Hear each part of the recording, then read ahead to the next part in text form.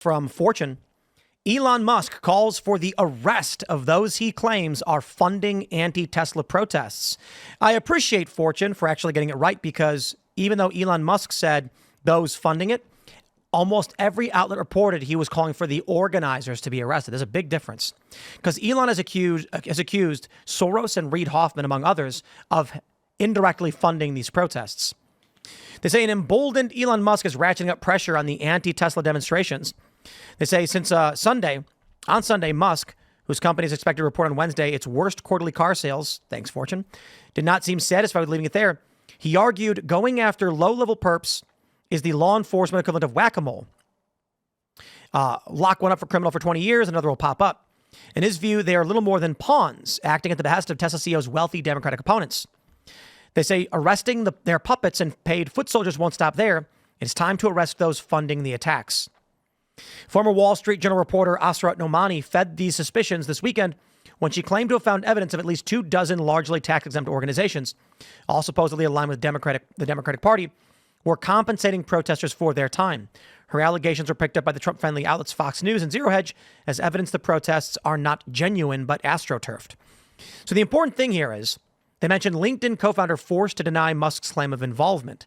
But Elon said, Reid will have many layers between himself and the organizations attacking me, but the probability is 100% that Reid is funding them. Probability, that's a very bold statement, because it opens them up to defamation were it not true. But this is big. This is Elon Musk saying, arrest Democrat megadonors. I consider this to be worrying escalation. Worrying escalation from Elon Musk or from the megadonors? In the culture war in general. Yeah. Well, I mean, if it's true that they're funding these protests which turn violent or inspire violence, drum this sentiment up, that's terrifying all the same. And I'm not saying Elon Musk's wrong to say go after people that are funding these protests or anything like that. The challenge is these protests are not the same as the terror attacks. If somebody wants to provide resources so people can protest, what are you going to do about it? Yeah, that's a free speech thing. Absolutely. And then if people after the fact engage in terror because the sentiment was built up by these protests, we know what the Democrat megadonors are wanting to do, should it be the case. You don't fund these things. Is he definitely saying defund the protests, or was that a sort of, maybe he got the wording wrong and he meant to say the attacks on Teslas? What do you mean? He says arrest the people funding it. Funding the Quote, protests. Arresting their puppets and paid foot soldiers won't stop the violence. Yes, but he says the violence. It is time to arrest those funding the attacks. Right. So but you're saying funding the protests shouldn't. It's fine to fund the protest, but he says the protest, but later he says the attacks and the violence. So he might be using the word protest synonymously with the attacks and violence. Right. When you're saying protest is fine, attacks and violence problem. Presumably you do think it's a good idea to stop funding the attacks and violence. Yes. That's not an escalation to arrest those people. But I agree. It seems that using them interchangeably, as he goes on to say, Reid will have many layers between himself and the organizations attacking me. But the probability is 100% that Reid is funding them. So if these organizations are attacking him and he is saying funding the attacks, I don't know if he thinks that the terror attacks are being funded by somebody, because he's never expressed that. He's saying outright the attacks in general. I think he's using them interchangeably. Yes. And that's a problem, too, because that's something that people who are more in line with their cause are going to seize on and say that it's a free speech issue. And they're going to say that he's trying to shut down dissenting opinions, when what he's actually trying to say is that he wants the violence to stop. Right. That's a messaging issue. He probably wants the protests to stop also. But he should understand that it's bad optics mind, to do that. But in his mind, it's all sort of an attack. I mean, Tim Waltz saying that he was enjoying seeing the Tesla stock tank was an attack. Yeah. And of course, we've seen that all over the place. Jasmine Crockett, is that an attack? Is all of this an attack? Which part is the attack? I don't know how any of this could be happening, because how can Democrats have megadonors? Because they keep talking about oligarchs and billionaires. And I can't imagine there are any actual Democratic oligarchs and billionaires. That just wouldn't make any sense. One thing that it might be the case that there's a link between USAID and something, and I don't have any conclusive evidence of that. However, USAID were funding the Tides Foundation, which is a foundation that Soros has also founded, that to the tune of $27 million was giving money to the Black Lives Matter. So there is a history there of funding. Tides also was funding some of the anti-Israel stuff. Was it really? Yeah, I'm pretty sure. Which stuff? The Columbia University stuff? They were in there somewhere. I remember we had reporting on that, and I'm not remembering exactly what it was. So you're saying that this could actually be worse right now if it wasn't for the gutting of USAID? Theoretically. Well, it'd be interesting if he was more clear about exactly where the funding's coming from. It was the campus stuff. It was the campus stuff.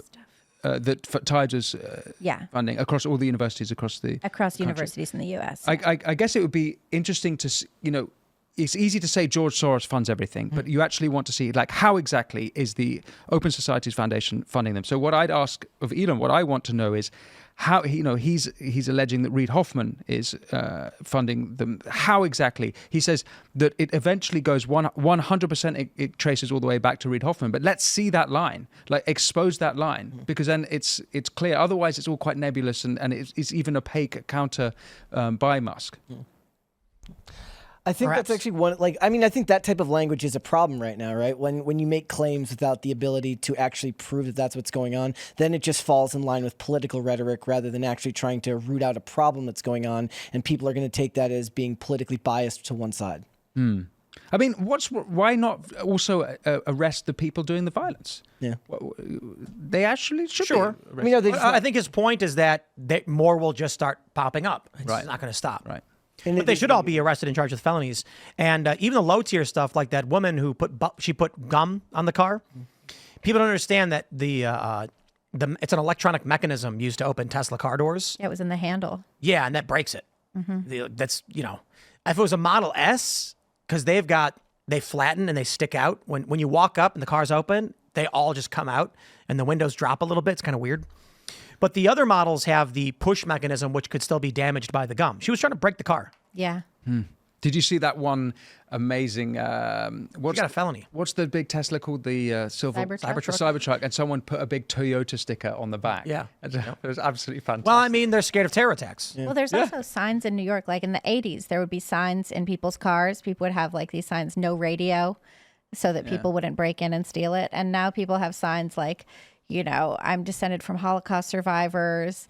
We're not Nazis. We bought the car a long time ago. It was to help the environment. Please don't mess up my car. In San Francisco, people have been leaving their hatchbacks open so that when the criminals come, they don't smash out the windows. They just walk up, look in the car. They see it's open. There's nothing in there. They keep going. Yep. And I think Benny Johnson, he got robbed, didn't he? Yeah, he was filming in Oakland or something. Right, and then was crazy. They came and smashed the window and tried. I don't know if they actually stole stuff or tried stealing it. The Tides Foundation is also funding the Indivisible Project, which has been staging and organizing protests against Teslas. Oh, really? Yeah. And Tides is funded by USAID, so Elon is in a position to end the funding to Tides. Well, and USAID just closed. Yeah, like they're done. Yeah. They shut that down. The end of last week, I think. One of the craziest things about living in one of these bigger cities is you can realize just how much people can get accustomed to when people talk about like, oh, my car only got broken into twice last year. And you're like, imagine this, dude. There's a place you can live where that just doesn't happen at all. Or nobody breaks into your car. Nobody breaks into your car. That would be nice. Yeah. I think in general, Americans mostly want a high trust society. And it's really been damaging having that trust just disappear slowly and then, all at once. Yeah. It's pretty much gone. I mean, that's been gone for a long time. It's been gone for a long time, but even before the political animosity in the last 10 years, 20, 30 years of the media giving you the boogeyman of criminals and serial killers and stuff like that, high trust society's gone a long time. But you pretty much, now you're at a point where you figure your neighbors might attack you. Yeah. Your neighbors might come shoot your dog. Your neighbors might yell at your kids or. So I think they should just ban. There should just be no political signs in your driveway for the good of society. No, or maybe political just signs. no neighbors. No. That would work also. That would work too. That's you got to go live on a farm somewhere. Yeah. Buy land of your own. Yeah, but then you have to grow things. Then you're expected to do something with that land. Do something with the land. Yeah. What a tragedy to hear Americans talking about this way about their country. Is this really something you believe is the case across the country? That the trust is going down? The death of the high trust society, yes, absolutely. Yes, that's for real. Yes. At the very least in big cities. Winston, I went to a CVS and I couldn't buy ice cream. So We were in, I think where were we? That could be New York, Chicago, I think it was in Philly. Yeah, I could be wrong, but I needed to get nail clippers, because we were traveling. I walked inside, walked up to where the nail clippers would be. Most of the products were gone, and the ones that were there were locked. So I was just like, and then you have to try and find someone who works there. I'm not going to do that. I'm not going to go find someone because I need the nail clippers, whatever. I'll clip my nails when I get home. I'm only here for the weekend. So I said, screw it. I'm going, Allison was over by the snacks, and I walked over to the snacks, and she's looking at Cheez-Its or whatever and crackers. And I was like, let's just get a thing of ice cream. Screw it. I walk up to the fridge, and door's locked. Locked. Mm-hmm. Could not even take ice cream. It was locked. Yeah. And I just said, let's just go. Yeah. I don't want to walk up, say, can I get ice cream? Walk back, get the ice cream, walk back. I don't care that much. And you know what? I shouldn't be eating ice cream anyway. But also, it's hard to find somebody in the store. So we simultaneously have a decline in trust in our society and all of these automated things coming into place that only work in a high trust society, like not that many people at CVS because it's all self-checkout, or the grocery store, or like different AI type of components like the AI drivers, the Waymo, and all of this stuff. That works in a high trust society, and in a low trust society, it's just kind of terrifying to get into. What would you say the reasons that it's become a low trust? Because I've seen this come into your wonderful country over the last 2 decades, and I've seen the change, particularly in Democrat cities. I think of New York, I think of San Francisco, where I've had this similar experiences to you guys. But in Europe, and particularly in Britain, what's happened is mass migration is the effect, and it's through mass migration that we're seeing increase in violence, particularly in cities. We're seeing social cohesion breakdown, and we're seeing riots, counter riots. I mean, I could talk about the British Pakistani grooming gangs, which have inspired that, and it's really mass migration. Is that the same story here in America? Is it mass migration? You've had your own problems. I think it's more high crime, no prosecutions, and high limits on what it takes to get a felony. So if it costs, if somebody has to steal $900 worth of stuff to get a felony, people just put a bunch of stuff in a garbage bag and walk out. And we've seen endless videos of this at all of these stores.